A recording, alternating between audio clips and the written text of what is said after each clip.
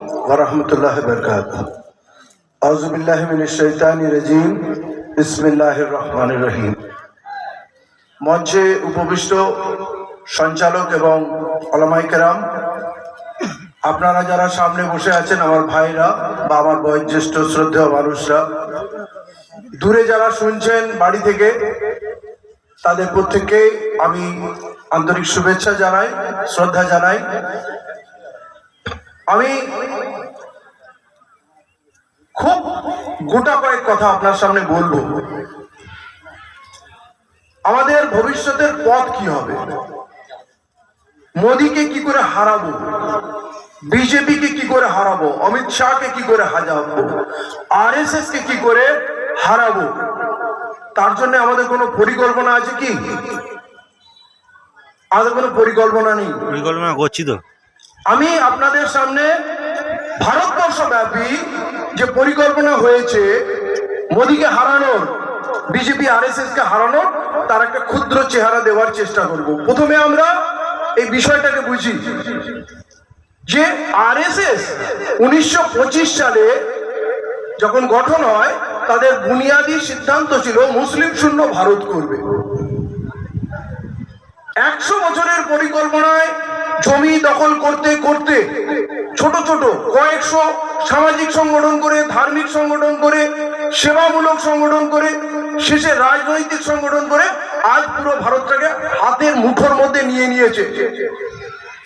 দেশের প্রধানমন্ত্রী আরএসএস এর, home minister Amit Shah RSS এর, আদালতে সব আরএসএস এর লোক বসে আছে, ইলেকশন কমিশনারে আরএসএস এর লোক বসে আছে, সুপ্রিম কোর্ট আরএসএস এর লোক বসে আছে, রিজার্ভ ব্যাংকের মাথায় আরএসএস এর লোক বসে আছে, এমনকি আপনার প্রশাসনে বড় বড় এসপি ডিএম আরএসএস এর লোক ভর্তি। এটা আরএসএস এর পরিকল্পনা।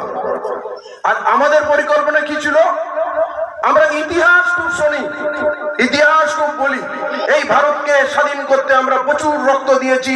দিল্লি থেকে করাচি, লাহোর পর্যন্ত দুদিকে ওলামার লাশ ঝুলছিল। সত্যি ঘটনা।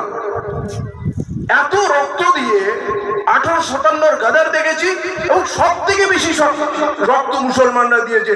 ইন্ডিয়া গেট দিল্লিতে যদি যান, তাতে 70% বেশি লোকের নাম আপনি মুসলিম পাবেন। আপনি যদি সেলুলয়েড জেলে চলে যান আন্দামানে, সেখানেও বেশিরভাগ নাম মুসলিমদের পাবেন। আমার যোগ্য পূর্ববর্তী বক্তা মৌলানা সাহেব আমাদের কুরবানির লম্বা ফিস দিয়েছেন, কিন্তু কথা হলো, এত সংগ্রাম করে ভারতবর্ষকে মুক্ত করার পর আমাদের সিদ্ধান্ত হলো আমাদের যে আমরা রাজনীতি করব না। রাজনীতি নোংরা, এটা আমাদের ঐতিহাসিক ভুল। আমাদের সংখ্যা কত? ভারতবর্ষের সরকার বলছে আমাদের 14 to 15% সংখ্যা। এটা নট লেস দ্যান 20%, 20% নম নয়। তাহলে 20% সংখ্যাটা অনেক হয়। এবং আজকের ডেটেও যদি একটি সিঙ্গেল জাতি বলেন, তাহলে ভারতবর্ষের সব থেকে বড় জাতি হচ্ছে মুসলিম জাতি। শিখ আছে, খ্রিস্টান আছে, বৌদ্ধিস্ট আছে, জৈন আছে, আদিবাসী আছে, সাঁওতাল আছে, অনেক জাতি আছে। তো এদের সবকটাকে ভাগ করলে সব থেকে বড় জাতি। কারণ শিডিউল কাস্টে 6400 শাখা আছে, তাদের মধ্যে উঁচ নিচ আছে, মানে নিজেদের মধ্যে বিয়ে শাদী হয় না।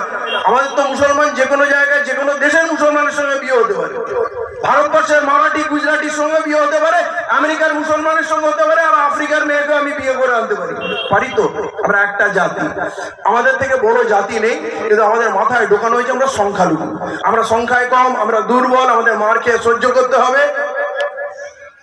এটা মাথা থেকে প্রথমে বার করুন, মাইন্ডটাকে ওপেন করুন, তাহলে আমার কথা শুনতে আপনার সুবিধা হবে। আমরা এই ওয়াকফ বিলটা একটু বলি। এই ওয়াকফ বিলে কি মারাত্মক জিনিস হয়েছে? এই ওয়াকফ বিলটা হচ্ছে ঝগড়া লাগানোর বিল। আপনার কবরস্থানে, আপনার ঈদগাহে এসে বিজেপি আরএসএস এর সাজানো কিছু লোক একটা কমপ্লেন দেবে ডিএম এর কাছে, এটা আমাদের ফুটবল মান ছিল, এটা আমাদের শ্মশান ছিল। ডিএম বলে ঠিক আছে, কেসটা অ্যাকসেপ্ট করছি, ইনভেস্টিগেট করব। যে কেসটা অ্যাপ্লিকেশনটা অ্যাকসেপ্ট করে নিল, তাহলে ব্যাটারটা সাবজুডিস হয়ে গেল।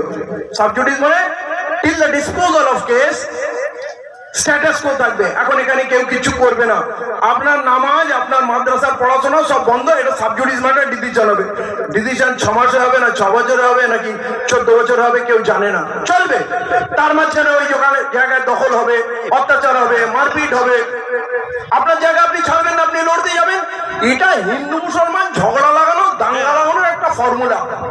আপনি জানেন এই লড়াই করতে করতে এর মাঝখানে ইউসিসি এসে যাবে, ইউনিফর্ম সিভিল কোড। দেশে সব এক আইন হয়ে যাবে। আপনার বিয়ে, হিন্দুর বিয়ে, বৌদ্ধের বিয়ে, খ্রিস্টানের বিয়ে সব একই আইন দ্বারা হবে। আপনার ইসলামিক শরিয়া চলবে না। আপনার সম্পত্তির ভাগ মেয়ে কত পাবে, মা কত পাবে, ছেলে কত পাবে, আপনার শরিয়া চলবে না, সরকারি নিয়ম চলবে এবং ভারতবর্ষে এটাকে লাগু করবে। তাহলে আপনার দ্বীনের যে সিস্টেম, ইসলামিক যে সিস্টেম, সেটাকে শেষ করা হবে। মসজিদ মাদ্রাসা কবরস্থানের ঝগড়া আলাদা চলতে থাকবে। ফাইনাল রাউন্ড হবে গণহত্যা। বলছেন না ওয়াকাফের জন্য দরকার হলে প্রাণ দেবো, শহীদ হবো, খুব ভালো কথা, আল্লাহ কবুল করুন। আপনার যে এই খাইশ আল্লাহ কবুল করুন। কারণ শাহাদাত থেকে উন্নত মৃত্যু আর হতে পারে না। কারণ শাহাদাত হলে তো সিধা জান্নাত। আমরা গুনেগার বান্দা, আমার নামাজ আমার ইবাদতের কি হাল আপনিও জানেন, আমিও জানি। হিসাব হলে ফেঁসে যাব, তার থেকে শাহাদাতই ভালো। শাহাদাত আপনাকে হতে হবে না, শহীদ আপনাকে হতে হবে না, আপনাকে শহীদ করার বন্দোবস্ত পুরো হয়ে গেছে। আপনি শুধু ওয়েট করুন। মানে যেইভাবে আমরা চলছি সেই কারণে বলছি আপনি ওয়েট করুন, আপনাকে শহীদ করা হবে। কারণ মোহন ভাগবত বলছে আমার কাছে এত আরএসএস আছে, এত অস্ত্র আছে, ইন্ডিয়ান আর্মি থেকে আমি 3 দিনের শক্তিশালী আর্মি করতে পারেন। আপনার কাছে কি আছে? একটা চালা কাঠুন। আপনার কাছে নারে তাকবীর আল্লাহু আকবার আছে, বাজার গরম করে দিতে পারেন আপনি। আশেপাশের হিন্দু গ্রামগুলো ভয়ে কাঁপছে, ওরে বাবা মুসলমানরা খেপে গেলে কি হবে। আরেক জায়গায় গিয়ে আমি শুনলাম সেখানে বলছে ব্রিগেডে যাবো, বাড়িতে সবাই বলে যাব, এই বেরোচ্ছি ফিরবো কিনা ঠিক না, মানে হচ্ছে কারবালায় যাচ্ছে, যুদ্ধ করতে যাচ্ছে। আপনি কি বলতে চাচ্ছেন? আশেপাশে সমাজ আছে, এই দেশে অনেক মানুষ আছে এবং বেশিরভাগ মানুষ গরিব মানুষ। আপনাকে দেশের মানুষকে বুঝতে হবে, একটা হিন্দু আর একটা মুসলমান তার সমস্যা একটাই, ক্ষুধা। তার কাছে রোজগার নেই, কাজ নেই, সে খুব কষ্টে আছে। আপনি পাশের মানুষটার সঙ্গে বন্ধুত্ব করবেন নাকি অহেতুক চিৎকার করছেন নারে তাকবীর আল্লাহু আকবার দিয়ে?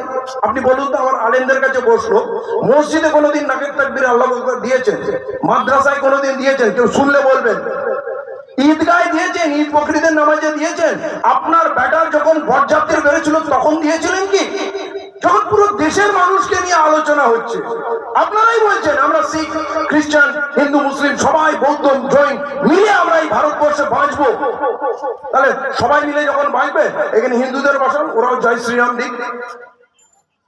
কেউ এসে বলুক হে, সবাই মিলে করুন।